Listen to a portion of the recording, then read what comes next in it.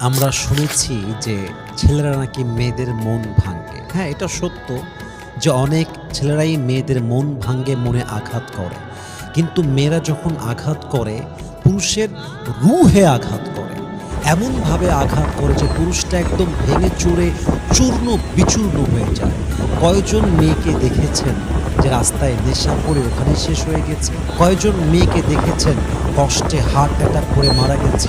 কয়জন মেয়েকে দেখেছেন পাবনায় ভালোবাসায় পাগল হয়ে মেন্টাল হসপিটালে অ্যাডমিশন নিয়েছে? কয়জন মেয়ে আছে? সবই পুরুষ।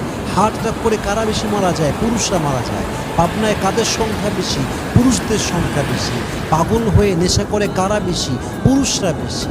এটা মাথায় রাখবেন যে পুরুষরা মেয়েদের মনে আঘাত করে, আর কিছু মেয়েরা পুরুষদের রুহে এমনভাবে আঘাত করে তার আত্মাটা কেঁপে যায়, তার জীবনটা এমনভাবে নষ্ট হয়ে যায়, পুরুষ তার কাজেও মন দেয় না।